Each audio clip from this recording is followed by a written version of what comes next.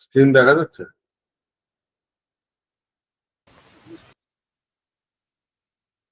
জি sir, দেখা যাচ্ছে।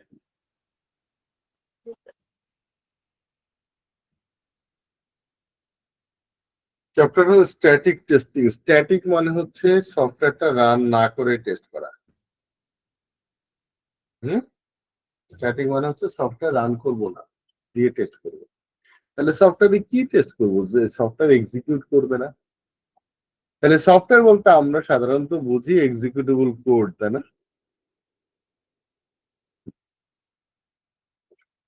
Software মানে হচ্ছে একটা exe ফাইল যেটা ক্লিক করলে রান করবে, তাই না? সফটওয়্যার অ্যাকচুয়ালি অতটুকু জিনিস না। সফটওয়্যার হচ্ছে টোটাল একদম শুরু থেকে শেষ পর্যন্ত যতটুকু ডকুমেন্টেশন তৈরি হয়,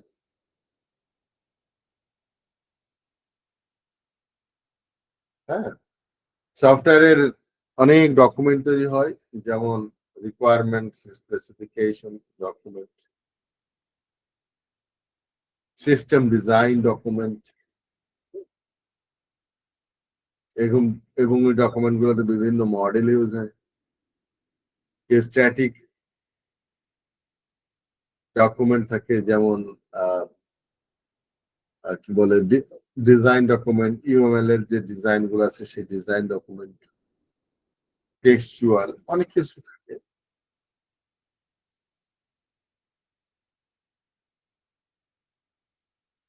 বলছে after completion of this chapter, student will learn about the static testing basics. একটা যে ফিডব্যাক and review, হচ্ছে the feedback and review of the process, আর একটা হচ্ছে static testing basic। আমরা দেখি স্ট্যাটিক টেস্টিং বেসিক্স আর রিভিউ ক্লাস। রিভিউ কি? Review হচ্ছে আমরা কোন ডকুমেন্ট, সোর্স কোড, হ্যাঁ, আমরা রিভিউ করতে পারি। ডিজাইন ডকুমেন্ট হতে পারে, টেক্সচুয়াল ডকুমেন্ট হতে পারে, এগুলাকে রিভিউ করতে হবে বা রিভিশন দেওয়া, তাই না? আমরা পরীক্ষার হলে যদি সময় থেকে যায়, সব অ্যান্সার করা হয়ে গেছে, রিভিশন দিন আমরা।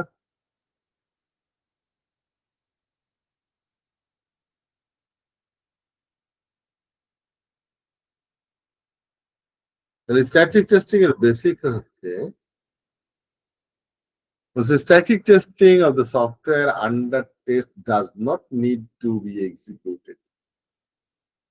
Code specification, architectures, or other work products are evaluated through manual examination or with the help of tool, that is static analysis.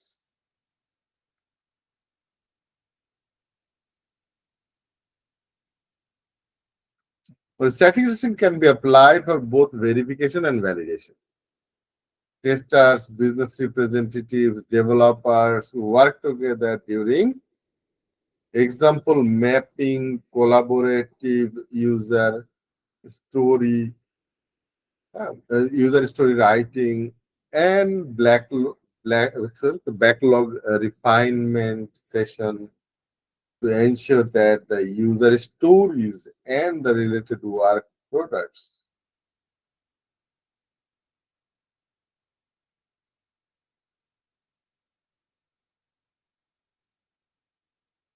Static testing এর মূল জিনিসটা হচ্ছে, যেমন এখানে বেসিক্যালি বললো যে definition of ready.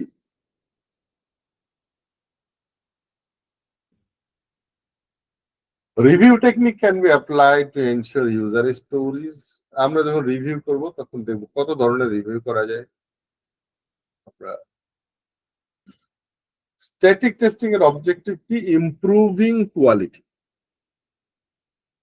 Detecting defects and assessing characteristics like readability, completeness, correctness, testability, and consistency.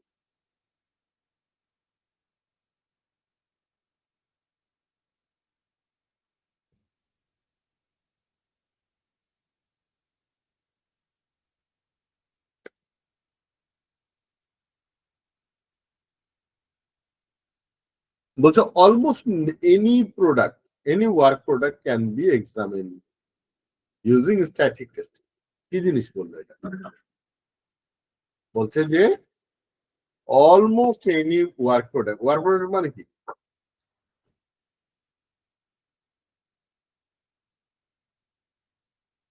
তাড়াতাড়ি বলেন।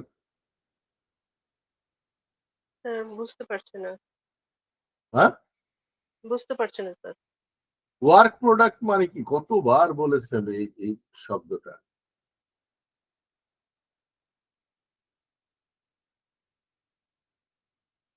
কারো মনে নাই?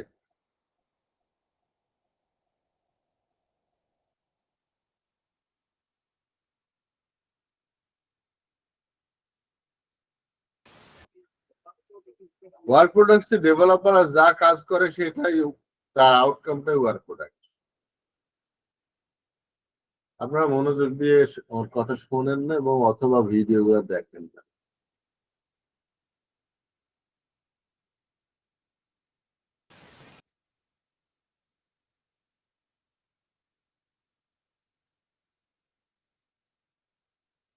তাই না? এটা পরিষ্কার করে বলে দিছে, যেমন এসআরএস ডকুমেন্ট, তারপর code, test plan, test cases, backlog item, যেগুলো ব্যাকলগ কি প্রশ্ন করেন না কেন?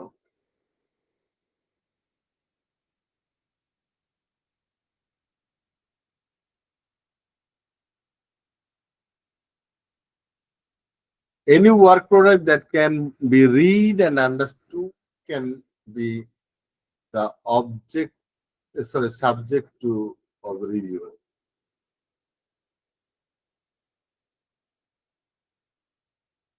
For static analysis, work product need a structure against which they can be checked. যেমন কোনো মডেল, কোড, কোনো টেক্সট উইথ ফর্মাল সিনট্যাক্স। যেমন আমার এমএস ওয়ার্ডের ডকুমেন্ট আসলে লাভ নাই, বা নোটপ্যাডে লিখলে ওর স্ট্রাকচার নাই।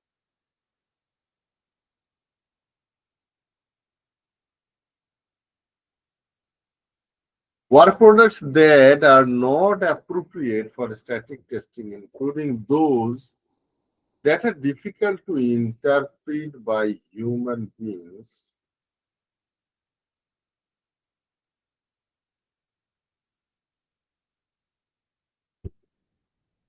but are difficult to interpret by human beings and that should not be analyzed by tool.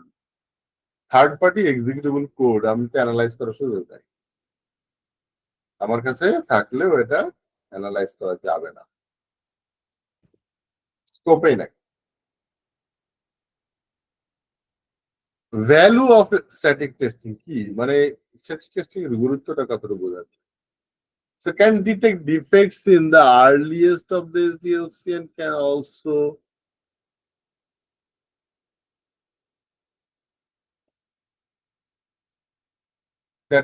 identify defects which cannot be detected by dynamic testing. Dynamic testing কখন করে আমরা?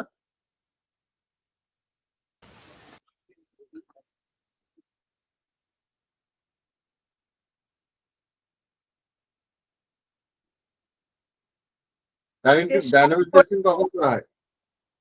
টেস্ট রান করে যে টেস্টটা করা হয়। রান করে যেটা করা হয়, তার মানে হচ্ছে রান করে টেস্ট করে হচ্ছে ইউজাররা, জি। তাই না?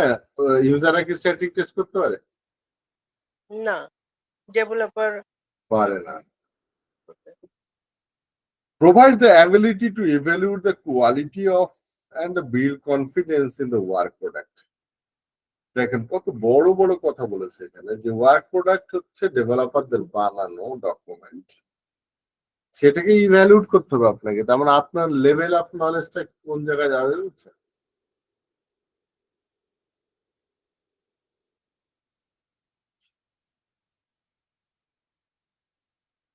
ডেভেলপার থেকে ভালো বুঝতে হবে। ডেভেলপার থেকে ভালো না বুঝলে আপনি কিভাবে এগুলাকে, এই ডকুমেন্ট গুলাকে চেক করবেন? আপনি একটা একজন অ্যানালিস্ট একটা ডিজাইন ডকুমেন্ট তৈরি করেছে আর আপনি ভুল ধরতে পারেন,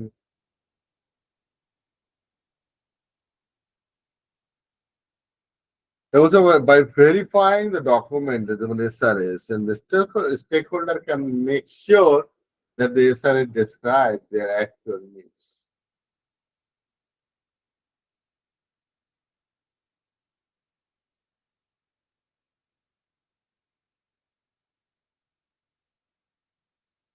Then code defects can be defected using the static analysis and more efficient than in dynamic testing. Code was the defect like. Difference between static testing and dynamic testing. Also, there are some defect types can only be found by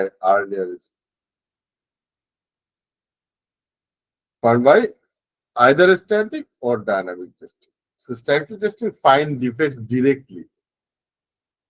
যে একদম কোন জায়গায় problem আছে সেটা খুঁজে বের করে দেয়।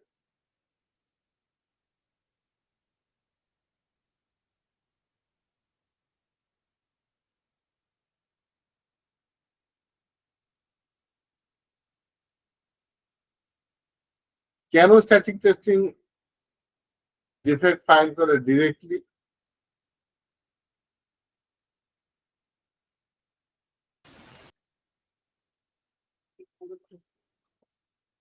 বলেন কেন? স্ট্যাটিক টেস্টিং এর টেকনিক কি, কিভাবে এটা করে কাজটা? আচ্ছা, আমি কি বললাম, রান না করে যে টেস্ট করা হয় সেটা বুঝলাম, কিন্তু কিভাবে আর কি রান না করে আমরা টেস্টটা কিভাবে করছি? মানে শুধু ডকুমেন্টেশন দেখেই আমরা কি বুঝে ফেলবো? হ্যাঁ, এক্স্যাক্টলি তাই। ডকুমেন্টে ডিজাইন ডকুমেন্টে যদি কোনো ভুল থাকে সেটাতে আপনি সরাসরি ওই জায়গাটায় হাত দিতে পারছেন, আচ্ছা, তাই না? ধরেন একটা বিল্ডিং বানানোর আগে আপনার হাতে ব্লু প্রিন্ট আসলো, তো স্পেসিফিকেশন ডকুমেন্টস আসলো 100 তলা বিল্ডিং এর। তো আপনি একজন বড় engineer, now you are going for static testing, কারণ ওটা বিল্ডিং যখন হয়ে যাবে তখন টেস্ট করা হচ্ছে ডাইনামিক টেস্টিং।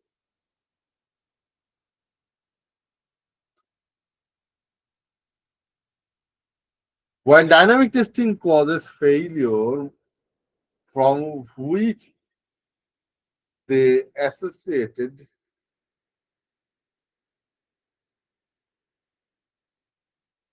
স্যার আজকে মনে হয় অন্য কারোর কথাই শোনা যাচ্ছে না। ওরা কোশ্চেন লিখে দিচ্ছে। তাই নাকি? জি, এই যে সাফিউল আলম ভাই, আলামিন ভাই ওরা বলতেছে যে ওরা কথা বলছে ওটা শোনা যাচ্ছে না। আমিও শুনতে পাচ্ছি না। ওদের কি মাইক্রোফোনের সমস্যা নাকি? না স্যার, আপনি কি মিউট করে রেখেছেন? আমি মিউট করলে কি ওদের জন্য মিউট হবে? না আপনি আমরা আর কি মিটিং করার সময় কোন ইউজারকে তো মিউট করে রাখতে পারি। জাস্ট ওইটাই না, কোয়েশ্চেন। আপনাকে মিউট করলে আপনি আবার ওপেন করতে পারবেন। আমি কাউকে মিউট করি এখান থেকে, কি মিউট যেন ওরা হয়েছে। তো এই যে বলছে যে আচ্ছা, আমি অন্য কথাটা স্ক্রিনে আছি তো এই জন্য আমি এটা দেখতে পাইনি। Recording please, recording on. We did not get chapter 3, not available still now. What is the definition of ready?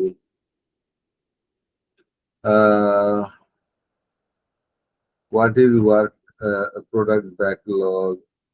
কি আপনি কথা বলতে পারছেন না? আর শুনতেছি না স্যার। ও কি? আমি আমি কথা বলতেছি কিন্তু আহ, শুন- আপনারা এখন কোনো বলছেন কি? শুনতেছি এখন বলছেন কি এখন করে? এখন মোবাইলে ঢুকছি স্যার। ও, আপনার তার মানে মাইক্রোফোনের সমস্যা। স্যার আলামিন ভাইয়েরও সেম সমস্যা। I am confused. কিসের কিসের জন্য বললো কনফিউজড? আপনি কথা বলতে কি পারছেন? আলামিন কই চলে গেছে?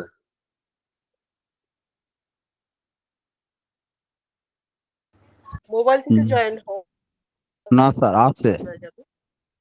থাকলে আলামিন ভাই মনে হয় কথা বলতেছে, শুনতেছি না আমরা। এই যে আলামিন ভাই চলে গেছেন।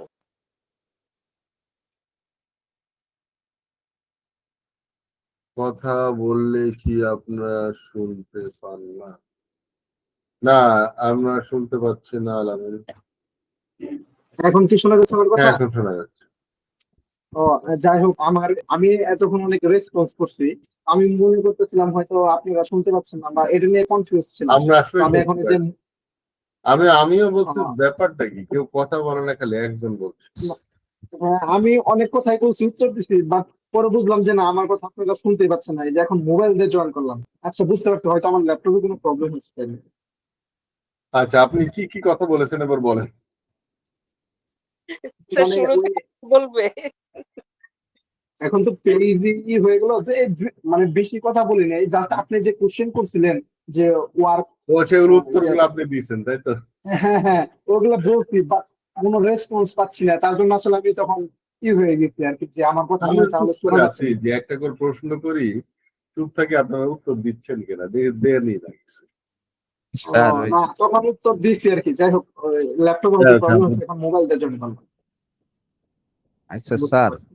ওই বলেন। চ্যাপ্টার 2 থেকে আপনি যে ওই লেকচার শিট গুলা দিচ্ছেন না স্যার, হ্যাঁ। ওইখান থেকে কিন্তু ওই যে আমাদের যে মেইন বইটা আছে না, ওইখান থেকে মনে হয় অনেক বেশি আছে না স্যার? ইলাবোরেটলি ও মনে হয়। আচ্ছা, শুধু ওই বইটা দিলে তো বুঝতেন না। স্যার ওই আহ, বইয়ের চ্যাপ্টার 2 টা একেবারেই কম আছে। হ্যাঁ, পড়ে বোঝা হ্যাঁ, যায় না কিছু। ওইটা আপনি কিছুই বুঝবেন না এটা পড়ে। এই আহ, জন্য তো আমি এত কষ্ট করে এত স্লাইড কেন বানাই। আমাদের বোঝার জন্য। হ্যাঁ, এক্স্যাক্টলি, এই জন্য তারপরেও অনেক স্লাইড আমি বলে আপনারা পড়ে নিয়েন, তাই না? জি, জি স্যার, জি স্যার, কারণ আমি আমি জানি যে ওগুলো আপনার পড়লে, যতদূর বলছি আমি ওটুকু পড়লে বুঝবেন। জি। জি স্যার। আচ্ছা, মাঝে মাঝে আমি যে প্রশ্নগুলা করি তার অ্যান্সার যদি দিতে পারেন তাহলে আমি বুঝি যে আপনারা লাইনে আছেন। হ্যাঁ, না, আজকে কিন্তু আমিও কনফিউজ হয়ে গেলাম যে কেউ কথা বলেন না কেন? ঘটনা কি? না, আমি প্রথম থেকে উত্তর দিতেছিলাম, কিন্তু পরবর্তীতে বুঝলাম যে আপনারা আমার কথাই শুনতে পারেন না, তার জন্য মোবাইল দিয়ে জয়েন করলাম। আচ্ছা। আচ্ছা, তো হচ্ছে static testing May more easily detect defects that sir ওই যে প্রিভিয়াস স্লাইডের ওই যে আপনার what is definition of ready, মানে এটা বুঝি নাই স্যার। আর ওই যে ডেফিনেশন অফ রেডি মানে হচ্ছে টেস্ট করার জন্য যদি রেডি আছে কিনা। আচ্ছা আচ্ছা, ডেফিনেশন অফ রেডি মানে কি, রেডি মানে হচ্ছে আমি টেস্ট করার জন্য আমি রেডি কিনা। আহ, আর ডেফিনেশন অফ ডান মানে হচ্ছে মানে আমার কমপ্লিট হয়েছে। মানে প্রস্তুত আর কি টেস্ট এটা করার হচ্ছে জন্য। প্রস্তুতি নেওয়া, আর এটা কমপ্লিট হয়েছে। আচ্ছা, আর যেমন ধরেন আপনি ইউনিভার্সিটি গ্রাজুয়েশনে অ্যাডমিশন নিতে চাচ্ছেন, তা জি আপনার স্যার, ডেফিনেশন অফ রেডিনেস কি? মানে আপনি ওই ইউনিভার্সিটিতে চান্স পেতে হবে, জি স্যার, আপনার যে অ্যাডমিশন ফিস আছে সেটা দিতে হবে, জি স্যার, তাই না? তাহলে আপনাকে ওরা ধরে নেবে যে আপনি এখানে পড়তে পারছেন, শুরু করলেন। জি স্যার, আর ডেফিনেশন অফ ডান মানে কি, গ্রাজুয়েশন কমপ্লিট হয়েছে, তার মানে আপনার কত 136 ক্রেডিট বা সামথিং এরকম, এত কমপ্লিট হয়েছে কি না, যদি হয়ে থাকে তাহলে আপনাকে গ্রাজুয়েশন সার্টিফিকেট দিবে। জি স্যার। আচ্ছা, বলে static testing may more easily detect defects that lay on path through code that are rarely executed or hard to reach using dynamic testing. Dynamic testing মানে হচ্ছে বেসিক্যালি ব্ল্যাক বক্স, আমরা ভিতরে দেখতে পাই না। আর static testing যখন আমরা করব ভিতরে দেখতে পাবো কোড, হ্যাঁ, ডায়াগ্রামস আমরা দেখতে পারবো যে আচ্ছা এখানে তো একটা এমন ইফ কন্ডিশন দিয়ে রাখছেন যার জীবনে কখনো এলস হবে না, লিখে রেখেছেন। হুম, তো এরকম এরকম লাইনস অফ কোড এক্সিকিউট করবে না, এটা দেখা যায় খালি চোখে। Static testing can be used to measure quality characteristics that are not depend on executing code. যেমন মেইনটেনেবিলিটি, আপনি ভেরিয়েবলের নাম কিভাবে করেছেন, আপনার যে সমস্ত ইঞ্জিনিয়ারিং টেকনিক্স গুলো ফলো করা উচিত, স্ট্যান্ডার্ড ফলো করা উচিত, সেগুলো করছেন কিনা। যদি না করে থাকেন তাহলে আমরা মেইনটেনেবিলিটি টেস্টিং এ আপনাকে কিন্তু আমি যদি স্ট্যাটিক টেস্টিং না করি তাহলে তো মেইনটেনেবিলিটি টেস্টিং হবে না। ডাইনামিক টেস্টিং কখনো মেইনটেনেবিলিটি টেস্টিং করা যায় না।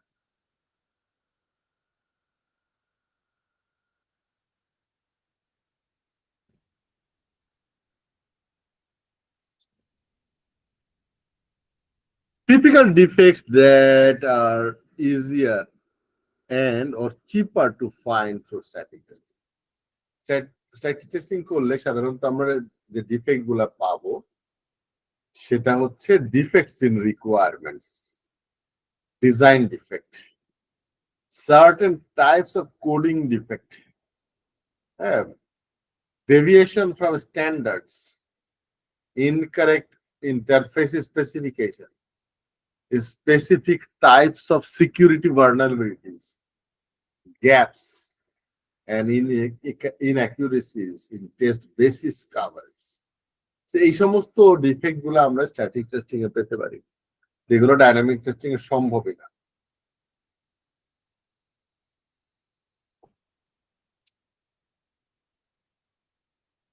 এখন আপনি চিন্তা করে দেখেন, ডিজাইন ডিফেক্ট যদি থাকে তার মানে হচ্ছে আপনি চিন্তা করেন যে একটা ব্লু প্রিন্টে একটা 100 তলা বিল্ডিং এর ডিজাইনের ডিফেক্ট আছে।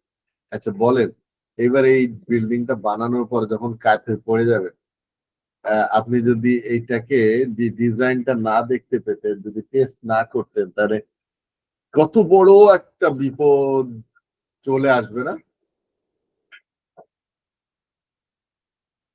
যেটা আপনি ডাইনামিক টেস্টিং এ কখনোই পাবেন না।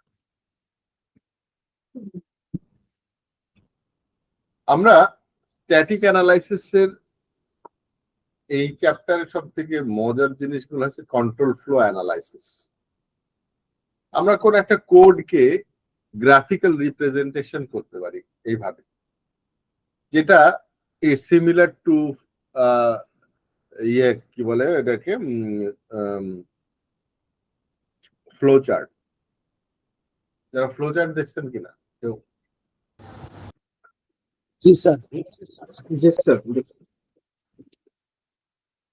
তো এটা কোডের ফ্লো চার্ট বেসিক্যালি, বাট এখানে মাত্র দুইটা নোটেশন ইউজ করা আছে। একটা হচ্ছে সার্কেল, আর একটা যেটাকে নোড বলছি, আর একটা যে এজ, মানে হচ্ছে এই যে অ্যারো গুলা।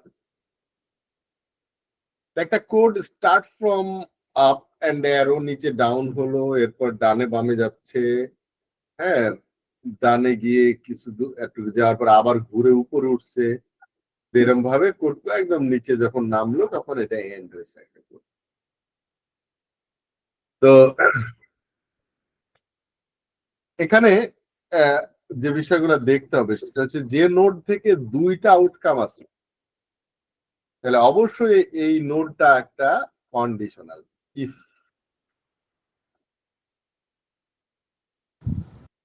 Sir if yes or not, না স্যার? যদি ইফ ইয়েস হয় তাহলে একদিকে যাবে, আর নো হলে আর একদিকে যাবে। তার মানে আমার একটা নোড থেকে 1 বা 2 যে কোনো একটা বের হলে সিম্পলি হচ্ছে স্টেটমেন্ট আকারে চলে যাবে। যেমন এখান থেকে এখানে আসছে, এখান থেকে এখানে চলে গেছে,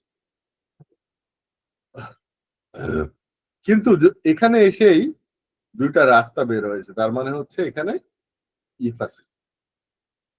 এখানে এসে ঘুরে আবার উপরের দিকে গেছে, তার মানে এটা লুপ আছে। লুপ মানে আইটারেশন। এভাবে আমরা যে কোনো কোডকে, যে কোনো ল্যাঙ্গুয়েজ দিয়ে লেখা কোডকে আমরা এইভাবে গ্রাফিক্যাল রিপ্রেজেন্টেশন দিতে পারি। ঠিক আছে? জি স্যার। এই কোডটার ভিতরে একটা অ্যানামালি আছে। অ্যানামালি মানে হচ্ছে কোনো প্রবলেম আছে। প্রবলেমটা কি? প্রবলেমটা হচ্ছে এখানে যে রিসিভ মা- করেছে। হ্যাঁ, মাল্টিপল রিটার্ন হয়ে আছে। একটা নিচ দিয়ে আসছে আর এখানে গিয়ে একটা শেষ হয়েছে।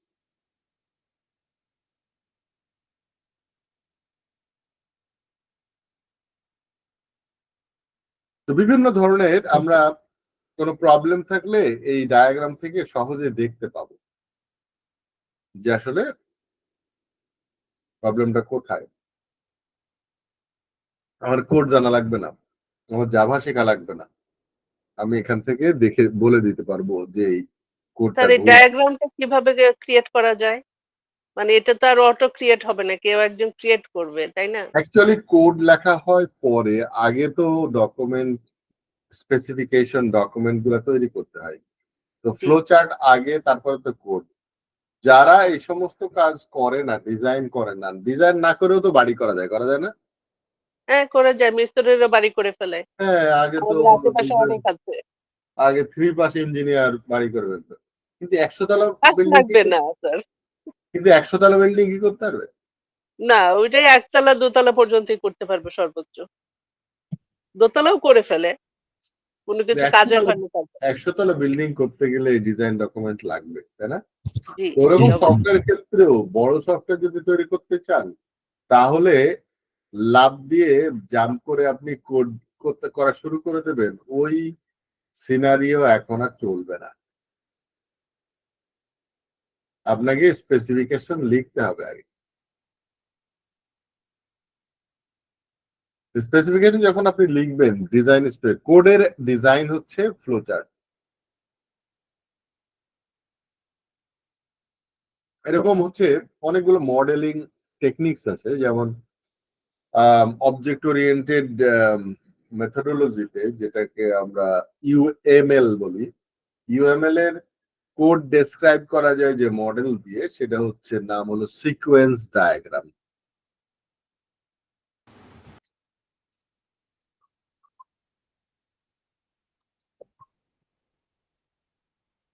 আর যখন আমরা এসএসএডিএম ফলো করতাম, তখন বেসিক্যালি কোড ফ্লোচার্ট দিয়ে দেখানো।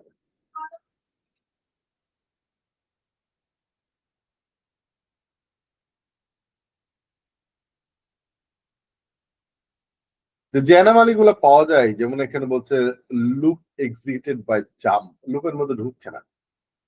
ডেড ব্রাঞ্চ, যে ব্রাঞ্চ কখনোই এক্সিকিউট হবে না।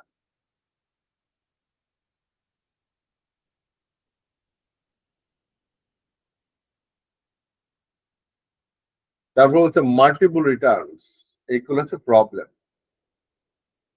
এবং নিচে বলছে যে control flow graph is just a simplified version of flow chart. না, আমাদের একটা অঙ্ক আছে, সেটা হচ্ছে সাইক্লোমেট্রিক কমপ্লেক্সিটি বলা হয়। আমরা কোডের কমপ্লেক্সিটি মেপে দিতে পারি। কোন একটা কোড একজন লিখেছে, কোন একটা ফাংশন ধরেন একজন লিখেছে, বাট এটার কমপ্লেক্সিটি কত সেটা আমরা মেপে দিতে পারি।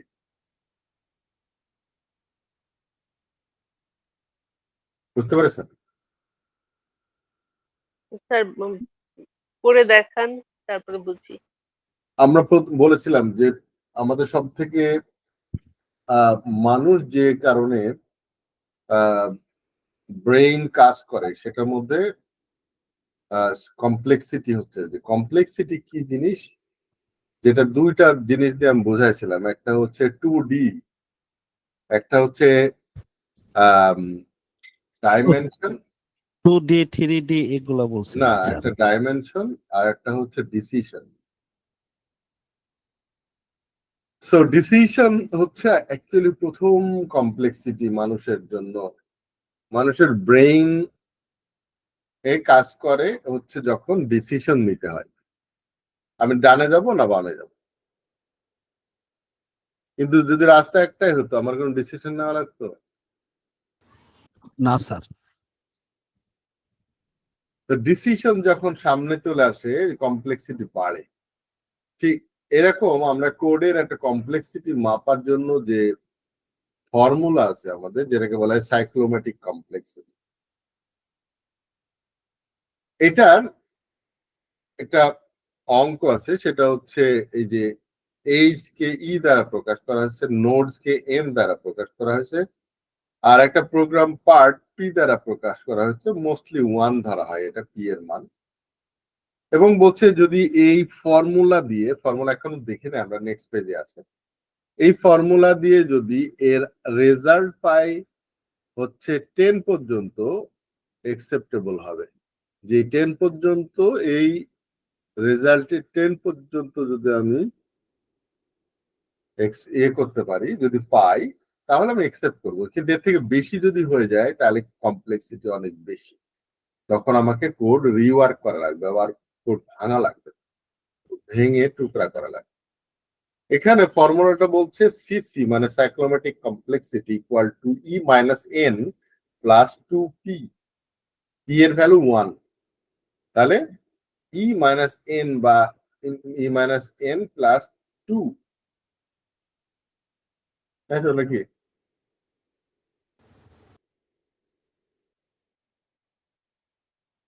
ই হলো স্যার এইডস আর এন ই হলো হচ্ছে নোড। এইজ, ই হচ্ছে এইজ, এই যে অ্যারো গুলা, জি জি স্যার। এরগুলো, জি, আর এন হচ্ছে নোড, যেটা হচ্ছে ভুলগুলা না স্যার? সার্কেল গুলো। গোল গুলা, হ্যাঁ সার্কেল গুলা। এখন দেখেন তো কয়টা এজ আছে আর কয়টা নোড আছে, তাহলে আমরা বলে দিতে পারবো যে সিসি কত।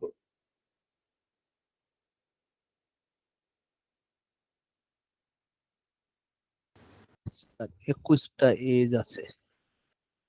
আপনি জোরে বলেন না, আপনি রেজাল্ট বলবেন শেষে কত হয়, অথবা আপনি ইয়েতে লিখে দেন চ্যাট বক্সে।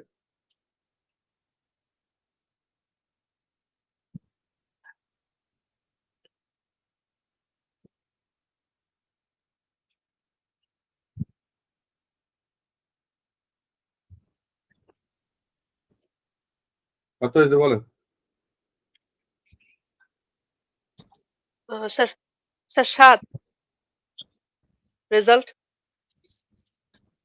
দেখি আর আলামিনের কত হয়েছে। স্যার আমি এখন বললাম তো ক্যালকুলেশন ঘুমতে আসছি। ও গুনতেছেন, গুনেন। স্যার মোবাইল থেকে তো ভালো বুঝতে আচ্ছা পারছি না, আচ্ছা, ল্যাপটপ ঠিক আছে, সাথে আমি নাই। বলে দিই। সেটা হচ্ছে 7, হ্যাঁ। এখানে 15টা স্যার, হচ্ছে নোড আছে আর 20টা এজ আছে।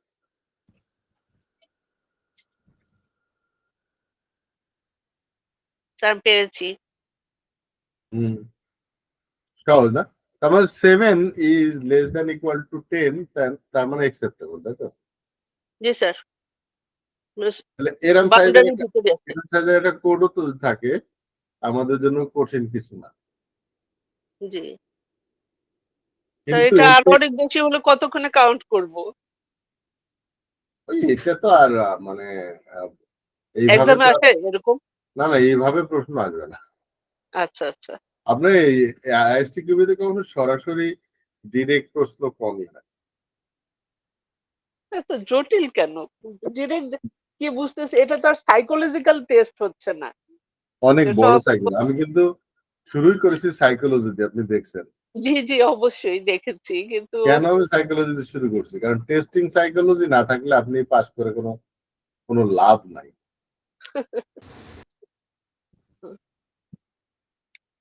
সো এটা অনেক বড় ধরনের সাইকোলজি, এবং এখানে একটা বৈরী পরিবেশ থেকে আপনি কিভাবে ভালো পরিবেশ বানাতে পারবেন, এটা অনেক বড় রোল আপনার।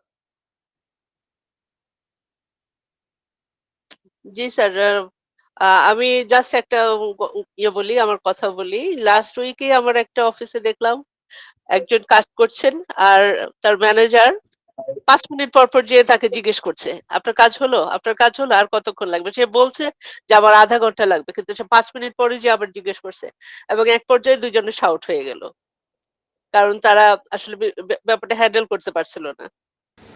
হুম। এটা টাইম প্রেসার স্যার বলছিল। না না, টাইম প্রেশার, কিন্তু এরা এরা বোঝে না যে ম্যানেজার, যে সে বোঝে না যে তাকে একবার বলেছে যে আধা ঘন্টা লাগবে, 5 মিনিট পর সে আবার আসছে কেন, তার মানে কি দাঁড়ালো? তার কি আগের কথা বুঝে নাই? জি স্যার, ম্যানেজারও সেদিকে প্রেশারে আছে কারণ ক্লায়েন্ট তাকে আস্ক করছে। এখন ক্লায়েন্টের আস্কটা তার তো নিজের অ্যাবজর্ব করে ক্লায়েন্টকে বুঝাতে হবে। কিন্তু সে তার প্রেশারটা যে সরাসরি ডেভেলপার উপর দিয়ে দিচ্ছে। যে কারণে ক্লাসটা হয়ে গেল। হুম। আচ্ছা দেখি সাইকোমেট্রিক কমপ্লেক্সিটির ইমপ্লিকেশনসটা হচ্ছে psychometric complexity can be used as a target value of the code review. আমি কোড রিভিউ করব কিনা তার টার্গেট ভ্যালু আমরা সাইকোমেট্রিক কমপ্লেক্সিটি যদি মাপি তাহলে বলে দিতে পারবো যে কোড রিভিউ করা উচিত কিনা। But the psychometric complexity can also be calculated as the number of independent decision plus one. এটা যে শর্টকাট পদ্ধতি আমি যখন ফার্স্ট ইয়ারে পড়তাম তখন এই পদ্ধতিটাই আমাদের শিখাইছিল। কি জিনিস? যে আমার ইন্ডিপেন্ডেন্ট ডিসিশন প্লাস ওয়ান বলেছে। এখানে দেখেন তো কয়টা ডিসিশন আছে, মানে ওই যে ইফ আছে।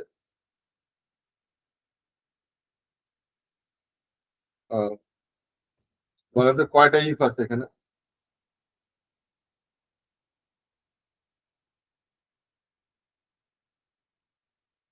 স্যার 5টা।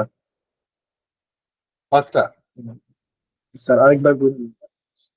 স্যার 7টা।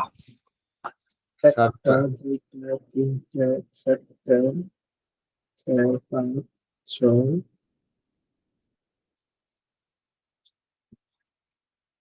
আমার মনে হলো 6টা স্যার। সবার ছয়টা না? মোবাইলে 6 টাকা মোবাইলে ঠিক মতো আর কি ছোট তো একটু দেখতে প্রবলেম হচ্ছে। 7টা মনে হচ্ছে। ওটা 7টা। না 6টা আছে, কারণ এখানে ফর্মুলাতে কি বললো? Number of independent decision plus one. জি। তার মানে 6টা হলে 1 যোগ করলে 7 হয়। তাহলে আমার এই পদ্ধতিতে 7 হয়েছে। আবার এই শর্টকাট পদ্ধতিতেও যদি 6টা ইন্ডিপেন্ডেন্ট ডিসিশন হয় তাহলে 7 হবে। যদি এই বোথ ওয়েতে ক্যালকুলেশন যদি ডিফারেন্ট রেজাল্ট হয়, যদি এক না হয়, তাহলে বুঝতে হবে যে প্রবলেম আছে এই কোডে। সহজেই দেখা যাবে প্রবলেম কি হতে পারে। সুপারফ্লুয়াস ব্রাঞ্চ, একাধিক, যেখানে যেখানে যতটা থাকার কথা বেশি আছে। আর এটা হতে পারে কি মিসিং ব্রাঞ্চ। হ্যাঁ, ইফ আছে এলস নাই। তো সেক্ষেত্রে আমাদের এই দুই পদ্ধতিতে যদি সমান হয় তাহলে কিন্তু আমরা ধরে নেব যে কোড ঠিক আছে। The psychometric complexity also gives the indication for the number of necessary test cases. Passive decision coverage. দেখেন, তার মানে সাইকোমেট্রিক কমপ্লেক্সিটি নিয়ে একটু বলে দিতে পারি কয়টা আমার টেস্ট কেস হবে। দারুণ না? জি স্যার। জি স্যার। নাও রিভিউ হচ্ছে ভেরি স্মল, আমরা বলবো এটাকে ছোট্ট বিষয়। রিভিউ বলতে রিভিউ করা হচ্ছে পড়া। হ্যাঁ, রিভিউ আমরা আসলে কেমনে করবো, তার জন্য কিছু প্রসেস আছে।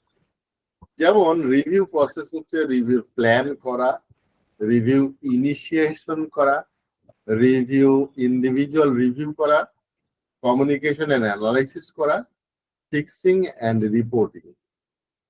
এটা হচ্ছে রিভিউয়ের প্রসেস। হ্যাঁ, মানে স্যার একটা কোশ্চেন ছিল। বলেন।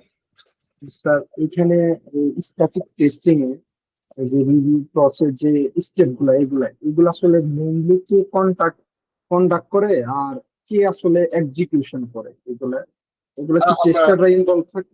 আমরা যাব রিভিউ। বেসিক্যালি রিভিউ যখন আমরা করি, আমরা যদি এইভাবে আসি, রিভিউ আসলে কয় ধরনের, কারা কারা রিভিউ, মানে রিভিউ এর হচ্ছে যারা রোল আছে সে রোলটা কয়টা।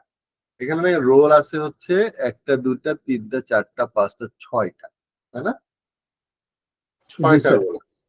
একটা হচ্ছে ম্যানেজার, একজন হচ্ছে অথরকে যে প্রোডাক্টটা তৈরি করেছে না, যার তৈরি করা জিনিস আমরা রিভিউ করতে গেছি, সেটাকে বলা হয় অথর। যেমন একজন ডাটাবেজের ডিজাইন করেছে, তাহলে ডিজাইন ডকুমেন্টের অথর হচ্ছে সে ডাটাবেজ ডিজাইনার।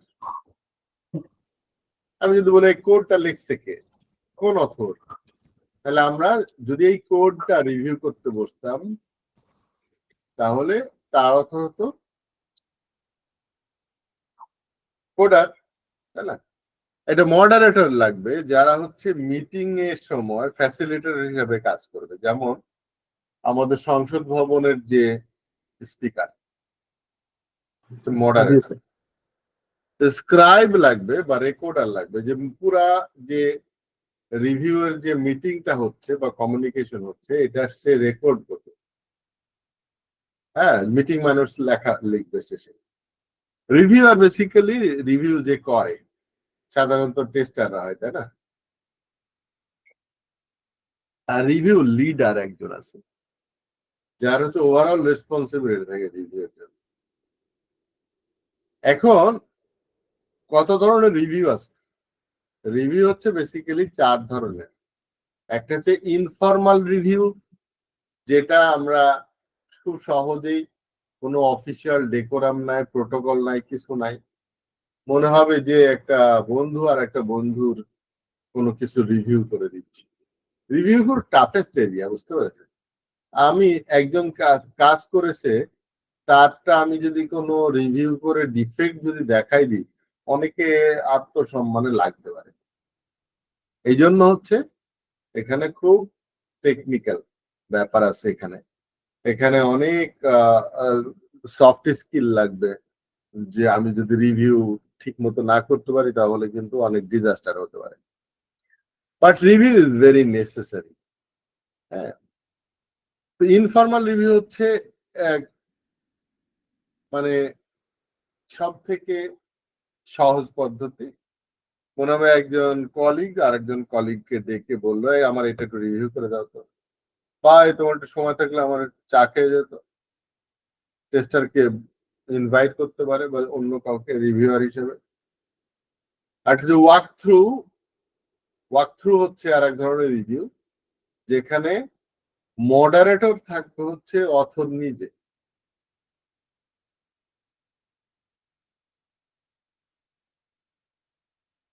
টেকনিক্যাল রিভিউ হচ্ছে যেখানে টোটালি টেকনিক্যাল ব্যাপার, ম্যাথমেটিক্যাল ব্যাপার, অ্যালগোরিদমিক ব্যাপার, এখানে কোনো অথর না থাকলেও হবে রিভিউ করার সময়।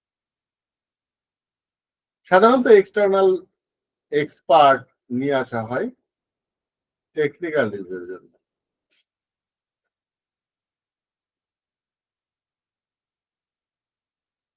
যেমন একটা অ্যালগোরিদম ঠিক হয়েছে কিনা,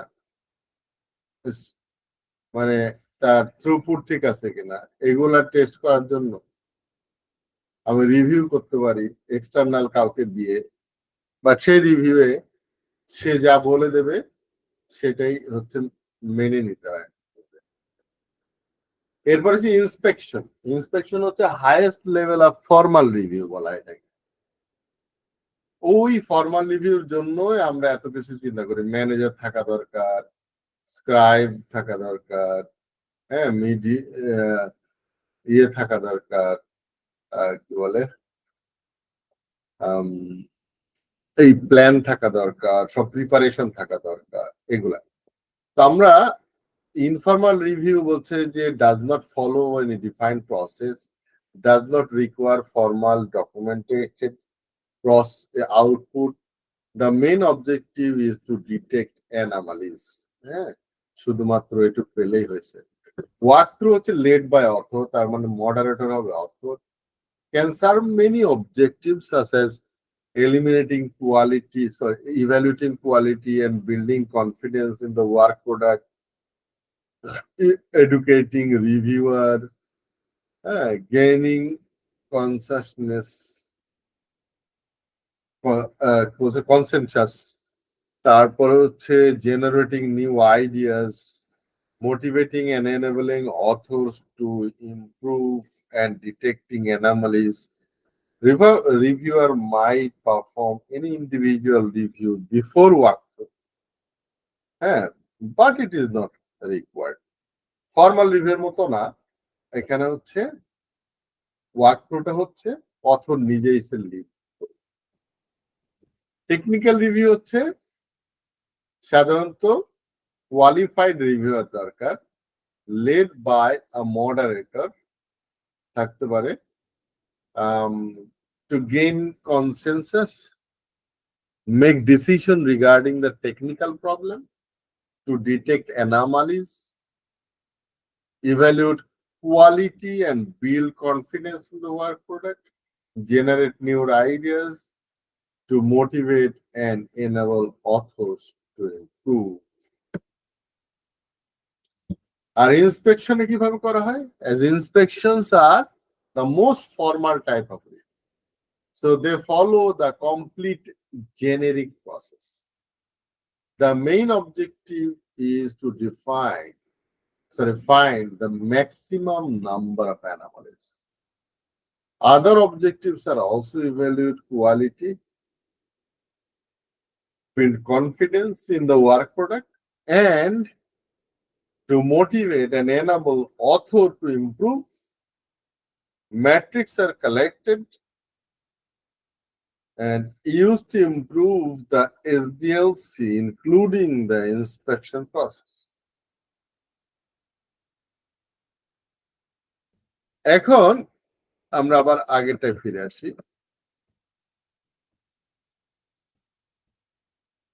এখানে তাহলে আমরা দেখলাম কি যে 4 ধরনের রিভিউ আছে, একটা হচ্ছে ইনফর্মাল, আর একটা হচ্ছে ওয়ার্ক থ্রু, টেকনিক্যাল, আর একটা হচ্ছে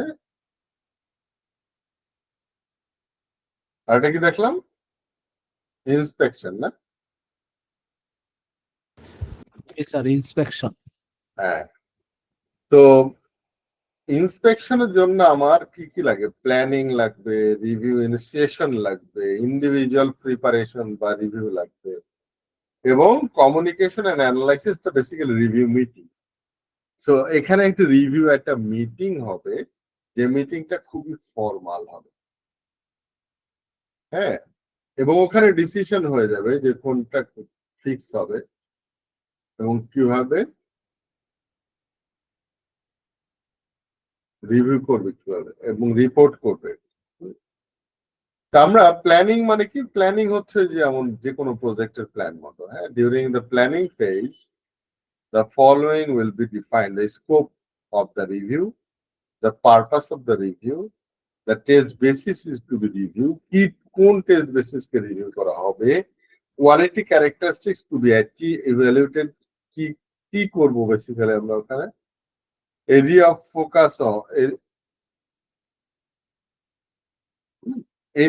focus on exit criteria, effort and time frames for the review. এটা হচ্ছে বেসিক্যালি রিভিউর জন্য প্ল্যান করা। এরপরে রিভিউ ইনিশিয়েশন, বেসিক্যালি এটা এই যে রিভিউটা হবে তার টাইম সেট করা, ভেন্যু সেট করা, কারা পার্টিসিপেটরস সেট করা, এই ধরনের কাজগুলা হচ্ছে সাধারণত তার প্রজেক্ট ম্যানেজমেন্ট অফিস থেকে করা হয়। যে একটা রিভিউ আছে আপনাদের এই জিনিসের উপর ভিত্তি করে কারা কারা পার্টিসিপেন্ট হবে তাদের কাছে ডকুমেন্টস গুলা অ্যাভেলেবল করে দেওয়া, যাতে করে তারা পড়ে আসতে পারে, যাতে একটা ফ্রুটফুল রিভিউ মিটিং হয়। ইন্ডিভিজুয়াল রিভিউ হবে, তারা হচ্ছে হোমওয়ার্ক করে আসবে। হ্যাঁ, যে জিনিসটা হবে তার উপরে তারা চিন্তা গবেষণা করে আসবে, রেডি হয়ে আসবে। হ্যাঁ, definition of ready.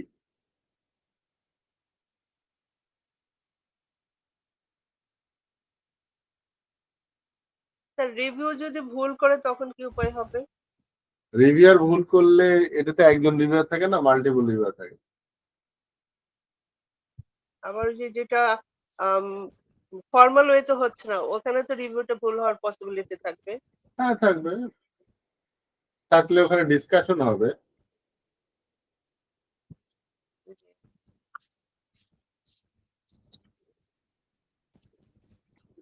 Individual review হচ্ছে তার মানে তারা হচ্ছে আগে থেকে রেডি হয়ে আসবে before joining the review meeting. Then communication and analysis, basically the review meeting, এখানে ডিসকাস হবে অ্যানামালিতে কি আছে, হ্যাঁ, কি ধরনের ইম্প্যাক্ট করতে পারে এই অ্যানামালিতে। একটা ডিজাইন ডিফেক্ট আছে, যে ডিজাইন ডিফেক্টটা 100 তলা বিল্ডিং তৈরি হওয়ার আগেই পড়ে যাবে বলে দিল।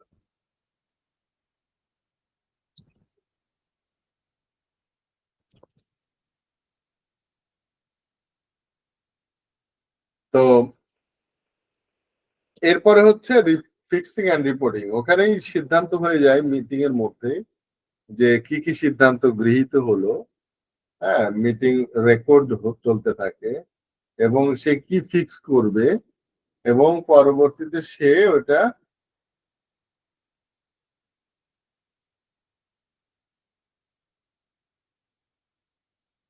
যে রিভিউ মিটিং এর ভিতরে সিদ্ধান্ত হয় যে কোনটা ফিক্স করবে বা করবে না।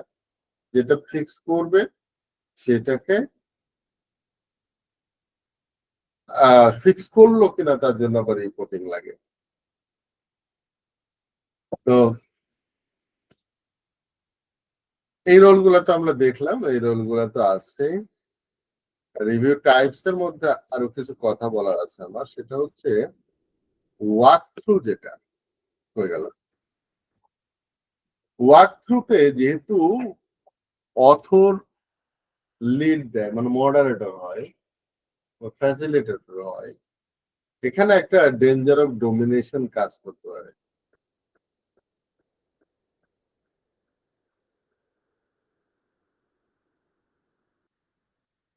বুঝতে পারেন যে এখানে অথর নিজেই যদি লিড দেয়, তাহলে অথরের যার ওয়ার্ক প্রোডাক্টকে আমরা রিভিউ করতে আসছি, আমরা জানি যে সাইকোলজি থেকে জানি যে কারো কাজ যদি ভুল ধরা হয়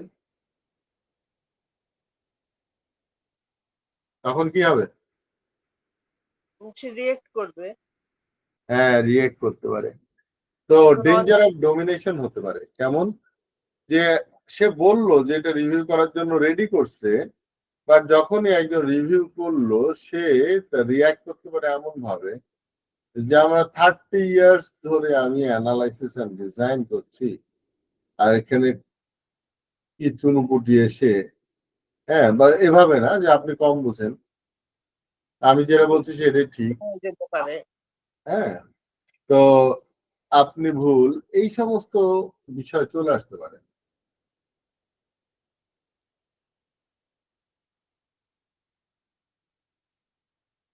তো ওয়াক থ্রুর ক্ষেত্রে একটা ছোট্ট গল্প বললে বুঝতে পারবেন। সেটা হচ্ছে এক সিংহ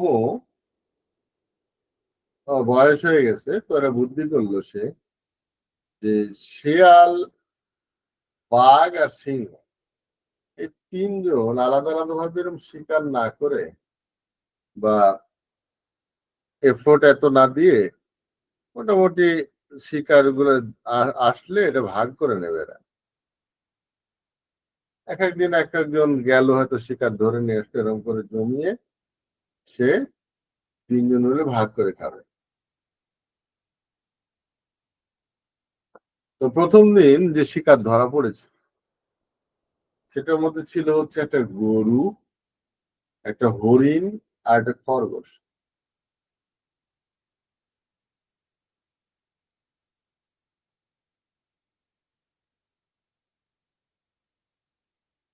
তাহলে কি হতে পারে যে 3টা শিকার 3জন খাবে। সহজ না হিসাবটা? জি। তো সিংহ বলছে যে এই বাঘ তুই ভাগ কর। হ্যাঁ, তো বাঘ হিসাব মতো দেখছে যে শিয়াল তো হচ্ছে ছোট, ও খরগোশটা খাক, আর হরিণটা মাঝারি, ওটা আমি খাই, আর গরুটা যেহেতু বড় ওটা মহারাজই খাক। তো সিংহ এক থাবা দিয়ে বাঘকে মেরে ফেলেছে, বলছে যে আমার রাজ্যে এরকম অসম বন্টন এটা মেনে নেওয়া যায় না, দিয়ে এক থাবা দিচ্ছে, বাঘ গেছে মরে। শিয়ালকে বলছে শিয়াল ভাগ কর। শিয়াল বলছে মহারাজ এটা আর কি কঠিন কাজ, আমি তো খুব সহজ একটা কাজ আমি ভাগ করে দিচ্ছি। আপনি সকালে নাস্তা করবেন খরগোশটা দিয়ে, দুপুরে লাঞ্চ করবেন হরিণটা দিয়ে, আর ডিনার করবেন গরুটা দিয়ে। তো সিংহ বলছে, কিরে তুই এত সুন্দর বন্টন কিভাবে শিখলি? কোনো বাঘের কাছ থেকে শিখছে, একটু আগে বাড়ি খাইলো না, ওখান থেকে আমার শিক্ষা হয়েছে। তো ওয়াক থ্রু বেসিক্যালি ওই টাইপের হয়ে যেতে পারে যদি অথর সে নিজেই সিংহের মতো আচরণ করতে পারে। তো এখানে ওপেননেসটা খুব ইম্পর্টেন্ট। বুঝতে পেরেছেন ওয়াক থ্রুটা কেমন? জি স্যার।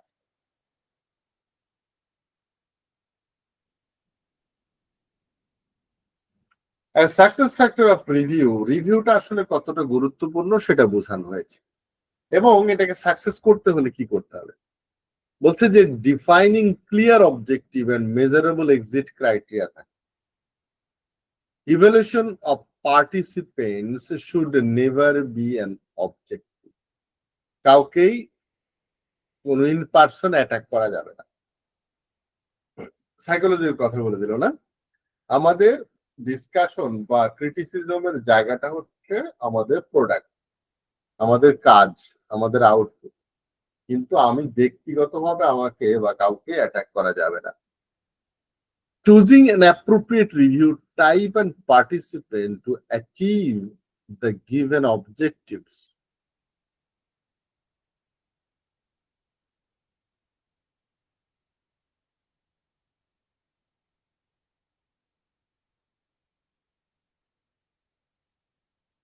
বুঝি But নাই। a reviewer on small chunks, বলছে review on small chunks, মানে ছোট ছোট করে, পিস পিস করে, so that reviewer do not lose concentration during individual review and or the review meeting. Providing feedback from reviewer to stakeholders, and authors so that they can improve the product and their activities. Providing adequate time to prepare for the review and making review part of the organizational culture. And it promotes learning and process improvement, providing adequate training for all participants so that they know how to fulfill their role. তাহলে effective বা success factor of review বলবো এটা। এই ছিল যে আমাদের chapter 3। তাহলে next ডেতে মানে আগামীকালকে চ্যাপ্টার 2 and 3 এর উপর এক্সাম হবে। হ্যাঁ স্যার কালকে না, কালকে পারবো না। উইকেট দিলে ভালো হয়। একটু তাহলে ওই কালকে চ্যাপ্টার 4 শুরু হবে, তাই তো? না স্যার, চ্যাপ্টার ওই এগুলি আর একটু রিভিউ করেন, আমাদের কোশ্চেন থাকলে সেগুলো ডিসকাস করেন। চ্যাপ্টার স্যার, 4 পরে আপনাদের কোর্স এমনি আমি জাপানে যাচ্ছি জানেন তো। জি স্যার। সমস্যা নেই, কি করব আমার বাবা, এখন বুঝতে না পারলে আপনি তাড়াতাড়ি পড়ায় তো লাভ নেই স্যার। আমাদের শিডিউলটা আরেকবার দেখেন।